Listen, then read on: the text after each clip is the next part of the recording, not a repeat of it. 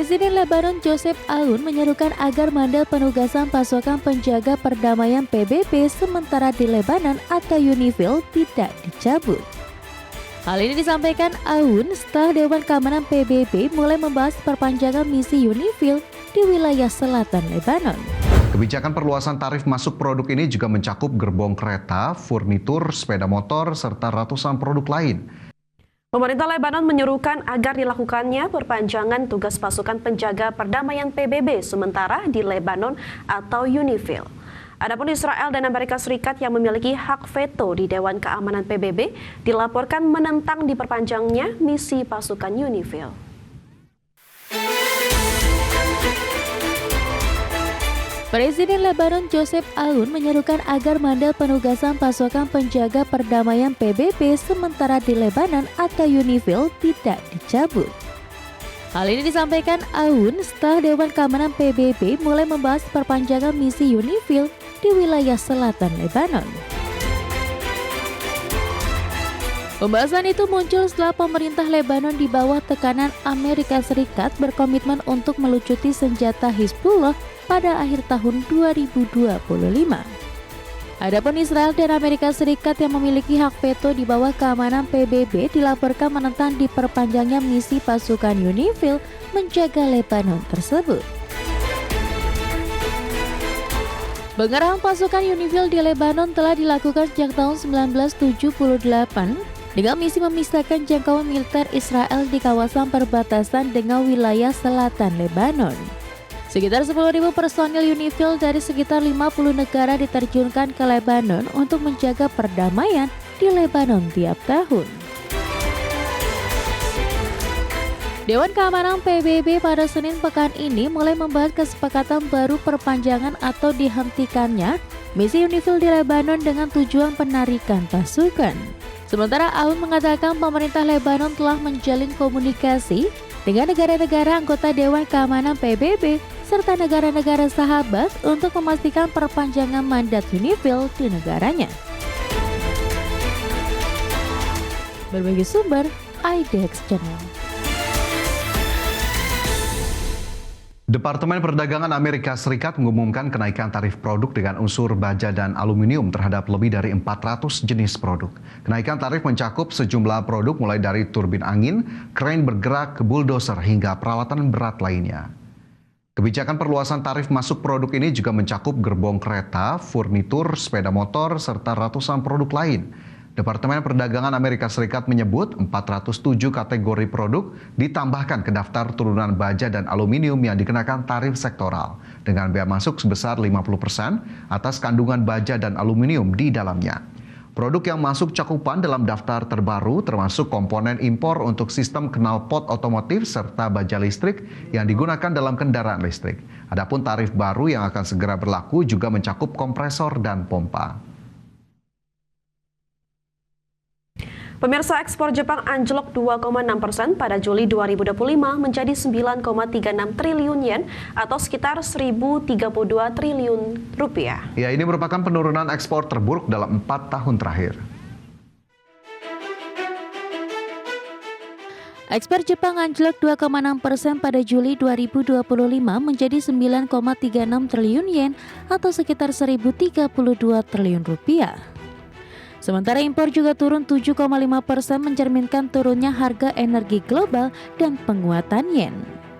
Kementerian Keuangan Jepang mencatat defisit perdagangan sebesar 117,5 miliar yen atau sekitar 13 triliun rupiah pada bulan Juli. Penurunan ekspor terutama terjadi ke Amerika Serikat yang anjlok 10,1% dibandingkan tahun lalu. Kondisi ini menandai penurunan bulanan ekspor ke Amerika Serikat selama 4 bulan berturut-turut. Sektor otomotif menjadi penyumbang terbesar penurunan ekspor Jepang ke Amerika Serikat. Pengiriman mobil anjlok hingga 28,4% akibat kebijakan tarif tinggi dari Washington. Sementara itu ekspor suku cadang mobil juga turun 17,4%, semakin menekan kinerja perdagangan Jepang. Adapun penurunan impor mencerminkan tren lesunya harga energi global, biaya minyak mentah, batu bara, dan gas alam cair lebih rendah dibandingkan tahun sebelumnya, memberikan sedikit ruang bagi Jepang untuk menekan pengeluaran. Namun pelemahan ekspor yang berlarut-larut tetap menjadi kekhawatiran besar bagi perekonomian Jepang ke depan. Berbagai sumber, IDX Channel.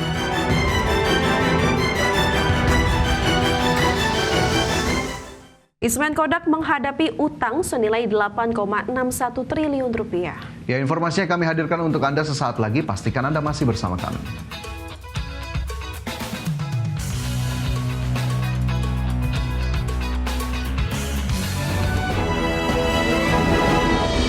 Kembali bersama kami di Prime Market Highlights. Pemirsa, kita ke informasi mancanegara. Israel memfinalisasi perjanjian ekspor energi terbesar dalam sejarahnya dengan Mesir.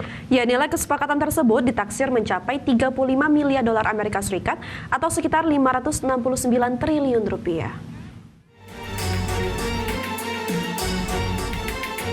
Israel memfinalisasi perjanjian ekspor energi terbesar dalam sejarahnya dengan Mesir. Tel Aviv yang memasok 130 miliar meter kubik gas alam dari ladang Leviathan hingga tahun 2040. Perjanjian ini merupakan amandemen dari kesepakatan yang ditandatangani Perdana Menteri Benjamin Netanyahu dan Presiden Mesir Abdel Fattah el-Sisi pada 2019. Saat itu jumlah ekspor hanya ditetapkan sekitar 60 miliar kubik pada awal 2020-an. Kini volume ekspor meningkat lebih dari 2 kali lipat, menunjukkan penguatan kerjasama energi kedua negara.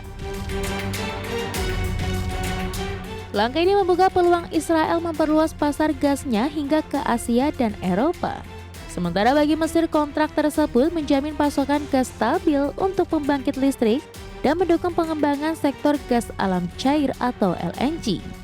Kedua negara pun diuntungkan dengan peran strategis dalam peta energi kawasan. Adapun produksi dari ladang Leviathan sendiri terus meningkat. Pada 2024, ladang ini menghasilkan 11 miliar meter kubik gas dengan separuhnya diekspor ke Mesir. Mulai 2035, sebanyak 60% gas Leviathan akan diekspor, sementara sisanya diprioritaskan untuk kebutuhan domestik Israel. Berbagai sumber, IDX Channel. Pemerintah Amerika Serikat menyebut Presiden Rusia Vladimir Putin dan Presiden Ukraina Volodymyr Zelensky telah menyatakan kesediaan untuk bertemu langsung untuk membahas pengakhiran perang di Ukraina.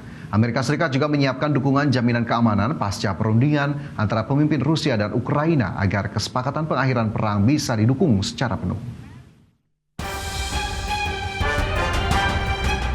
Presiden Amerika Serikat Donald Trump menyatakan Amerika Serikat akan memfasilitasi pertemuan langsung antara Presiden Rusia Vladimir Putin dengan Presiden Ukraina Volodymyr Zelensky. Juru bicara Kepresidenan Amerika Serikat Karoline Leavitt mengatakan sebagai fasilitator pertemuan langsung antara Putin dan Zelensky, Amerika Serikat juga menyiapkan dukungan jaminan keamanan pasca perundingan antara pemimpin Rusia dan Ukraina, agar kesepakatan pengakhiran perang bisa didukung secara penuh. Leavitt menjelaskan Trump telah berbicara langsung dengan Putin dan Zelensky dan kedua pemimpin negara tersebut telah menyatakan kesediaan untuk bertemu langsung kepada Donald Trump. The president has spoken to both leaders about this, and both leaders have expressed a willingness to sit down with each other. And so our national security team will help both countries do that. Ultimately, the president has always said that there are areas of disagreement in this war that will have to be discussed and decided upon by these two countries. And so he wants these two countries to engage in direct diplomacy. He's said that from the very beginning, which is why he's agreeable to the idea of having President Zelensky and President Putin get together. And I understand accommodations for that meeting are underway. As soon as we hear more details, we'll be sure to let all of you know. Sejumlah kabar menyebut jaminan keamanan pasca perundingan ini juga akan memperkuat kerjasama yang sudah dibangun oleh kelompok negara Eropa yang dipimpin Inggris dan Perancis. Jaminan keamanan tersebut diperkirakan akan mencakup pembentukan pasukan multinasional di masa depan, meski formatnya belum ditentukan.